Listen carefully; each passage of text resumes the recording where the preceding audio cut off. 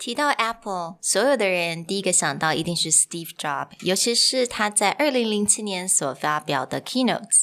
但自从 Steve 之后呢， Apple 有没有继承这个精彩的简报技巧呢？ And the answer may surprise you.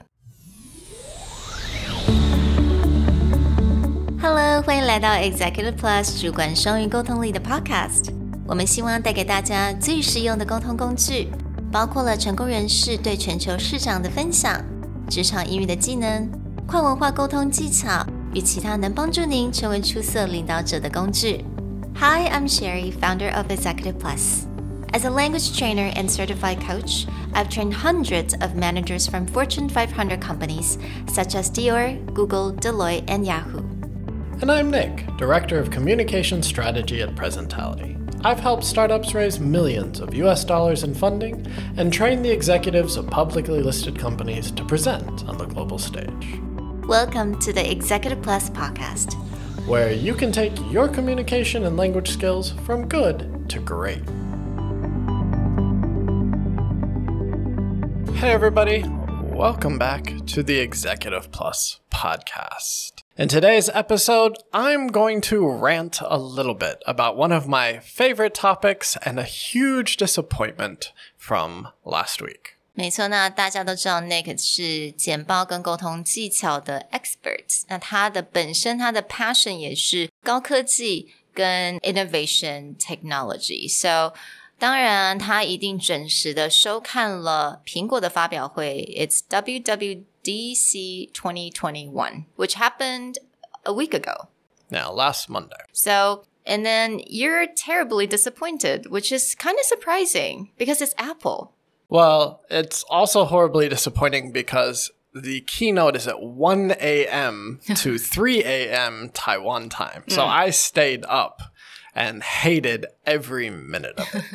People who know me, as I'm a huge Apple fan. I have a ridiculous amount of Apple products dating back from like the 1990s until now. But after Steve Jobs passed away, I really stopped watching most of Apple's event keynotes, WWDC keynotes, because they just increasingly became worse and worse. While this year, I started going back because there were a few products I wanted to buy and watching them again, and immediately regret because Apple has become terrible at presenting, which used to be something they were known for. Right. 我相信大家你的 mental image 可能马上就跳到 Steve Jobs 穿着他的 black turtleneck, just him on stage, right? 然后很简单的 PowerPoint slides, and then he hold the phone and he just talking about the product. 这个是大概大家都一定会记得 Steve Jobs, 也就是 that's the iconic presentation skill that he had. Okay, so let's get into why did it suck so bad? Right. I mean, the first thing I want to qualify is it's a little unfair to compare everyone to Steve Jobs. He had a natural charisma. You'll hear something describe him a lot. It's called a reality distortion field, meaning his personality kind of took you out of reality. So it's a little unfair to compare him to other people. But there's two things that Steve Jobs did that Apple has completely given up on, and these are just presentation 101. All right, so we're going back to presentation, the fundamentals, right? The first thing that Apple is really, really failing to do, and this drives me crazy, is they're not framing anything. They're just telling you feature after feature. When they're introducing new products, they just give you like a bullet point list of 50 different features. And they try and pretty it up to make it like look flashy or look clean, but it's still just a list of features, and it's horribly bad to do in a presentation. But, you know, a little bit of context. 如果大家没有观赏到这次的那个 WWDC 的发表会的话，它整个大概有 like an hour to 2 hours long, right? 它整个过程，它基本上因为当然 pandemic 不能用 live audience, 他们是完全是用剪接的方式 right? They film it, there are many different people, 它包括非常多的种族的人啊，还有不同男生女生各式各样各种的人，然后来去 film 去陈述他们这个新的产品新的软体。So it's a very different way to present this. So instead of having very simple way to present, they now kind of adapted this very complicated and probably very expensive way to present. But I think when I had you watch the beginning of it, you described it best, which was it's like 2 hours of 50 different commercials. Yeah, 没错。 And you can jump forward, you can jump backwards, and you will never be lost because there's no connection to anything they're talking about. Exactly. I didn't feel like I have to start from the very beginning or end. I feel like I can just jump around and it feels exactly the same. But that exactly the same is not exciting. You're just like, oh, okay, that's what this does. And what's sad is, okay, people may say this is the developer conference. It's about the operating system and the software. But if you go back in April, they launched the new iMac, the new iPad, and the products are very exciting. I bought a brand new iPad Pro the moment that it got released in Taiwan. But the keynote was horribly boring. For the same reason, there's no connection between anything they're talking about. It's just we have this and we have this. And this is presentation 101. I want to compare this to something Steve Jobs used to do, which is, again, back to presentation basics. You need to frame the whole keynote speech. You need to have one theme, one idea that people can understand. So in the case of releasing the iPhone, 2007, Steve Jobs on stage, black turtleneck, very, very simple presentation slides, introducing the brand new iPhone. But he did something at the very beginning. He framed it out. And his exact way of framing it is he said, every once in a while, a revolutionary product comes along that changes everything. Apple has been very fortunate. It has been able to introduce a few of these into the world. Revolutionary product. And then he talks about 3 revolutionary products. The first one being the Macintosh, going from a text entry DOS platform to a GUI-based personal computer. And then he talks about revolutionize the music industry from CD players where you pay for a whole CD and you have a big bulky CD player to now this really easy to use 1,000 song in your pockets iPod. And then the last thing he talks about is now we're going to revolutionize the telecom industry. Revolution. We used to do it here. We did it here. We did it here.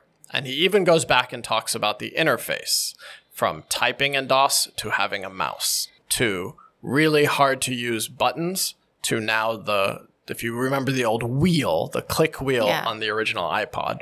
And then he does the same thing with the phone. Why do I want a tiny keyboard on my phone? I should be able to touch the whole screen. Again, revolution over and over and over again. 所以他透过这个框架的方式，我们讲过框架蛮多次的，就是在你简报一刚开始，当你把这个框好之后，你的 audience 他很容易就能够了解你整个的 presentation， 而且他们很容易就可以得到你的 key message 或 key takeaway。那他在这个2007年的这个简报 the whole theme is about revolutionizing, technology, right? And then he ended up talking about the new iPhone. And it's completely lost in the WWDC 2021. Yeah, not just that one, but also their April event introducing the new iMac and the new iPad. And there is something that connects both of those. They put a brand new chip into the M1 chip they put into these new machines. And it's just kind of an offhand thing. There's no framing. There's nothing connecting all the products coming out. And when it came to WWDC, there's nothing connecting all the operating system upgrades. It's just feature after feature after feature. So, as you said, what they could have done, 他们之前或许他们可以做的是，他们用它的 framing 去把它框住它的新的晶片 right? The brand new chips, right? So, when it came to a very simple framing for the April product launch, there was one line that I don't know why this wasn't the center of the whole presentation. When they're introducing the iPad Pro, this one presenter talks about, we wanted to make things beyond better. And to me, right there's your whole framing for the entire presentation. A lot of people expected a small upgrade to the existing computers and a small upgrade to the iPads. But instead, Apple surprised everyone by putting the high-end laptop and desktop chip directly into the iPad and directly into the new iMac. So they didn't make a small change, they made a huge leap. So right there, they could have framed the whole presentation as beyond better. We didn't want to give you a small update. We wanted to give you a huge change. We wanted to go beyond better. So you mentioned that there are a couple of things that were definitely missing from all the presentation that Apples are giving out. So the first one is framing. What's the second one that's really missing? The second thing that Apple's failing to do over and over again, that Steve Jobs did better than anyone else, was he showed you what he was talking about. He didn't tell you. The best kind of presentations have some kind of demo, or they have some kind of example that makes you go, wow, that's awesome. And Steve Jobs did this over and over again. When he introduced the MacBook Air, he was talking about how small computers are trying to get. And when they introduced the first MacBook Air, he said, okay, it's so small, I can put it in a manila envelope, like an A4 envelope. And then he did it. He pulled out an A4 envelope and he pulled the MacBook out of the envelope. He didn't just put it on screen with some fancy graphics and show you dimensions via 3D modeling. He literally said, this is how small this computer is. Did the same thing when they introduced the iPod Nano. You know that little pocket on your jeans that you can't put anything in, right? Like it's supposed to be for coins or before if you had a pocket watch, your keys. He was like, this thing is so small it fits in your jeans and you won't even notice. And he, on stage, pulled the Nano out of that tiny pocket in his jeans. Again, show. It's always show. Right. And the same with presentation. It's your visuals are there not to replace you. It's not your paragraph. It's not your speech. Anything that you show should just double down on someone's feelings. Like it's one thing for me to tell you how small it is. Now I'm going to show you.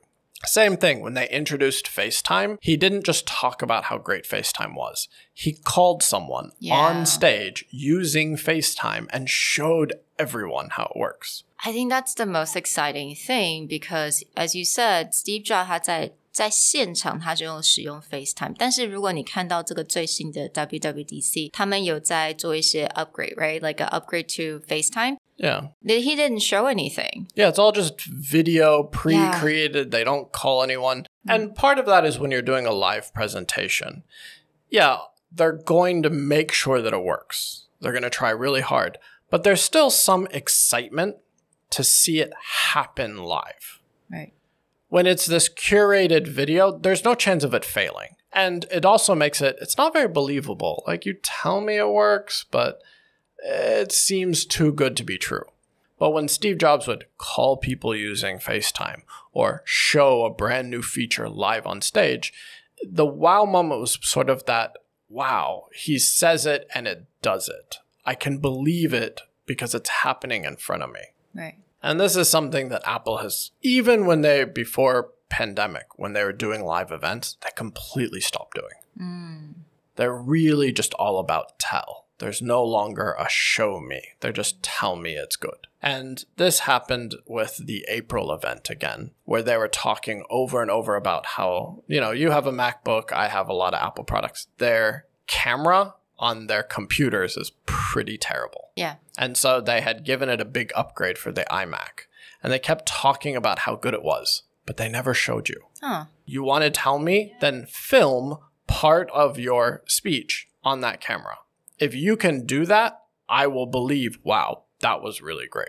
Wait, let me guess. Did they ended up talking about how amazing the camera is and the resolution and the numbers that relates to that? never see real life examples. Everything is so curated that even they show you the camera working, you don't believe it. So 当你要跟人家讲说我的产品很厉害，不要就只讲它很厉害 show them. Yeah, so this is the second thing. It's like show, don't tell. Anytime you can give a demo, anytime you can give an example, that is more important than any data, numbers that you can talk about. So these were the two things to recap. If you want to give a great presentation Steve Jobs style, and you want to avoid the incredible disappointment of current Apple presentations, presentation basics. Number one, frame your presentation. Give me one theme or one idea that helps me connect everything in your presentation. Two, show, don't tell. If there's a way to give me a demo, an example, or some way to show me how something amazing is, I'd rather see that than you tell me it's amazing. 那希望透过我们今天所提到这两点，第一个是框架，第二个是 show it, not tell, do the demo. 希望透过这两点，大家能够我们一起提升我们的简报技巧。Well, thank you for joining us, and we'll talk to you next time. Bye. Bye. 如果你喜欢我们的 podcast， 欢迎来追踪我们的主管英文 Executive Plus 的 Facebook。那也可以写信到我们的信箱 yourcareerplus@gmail.com。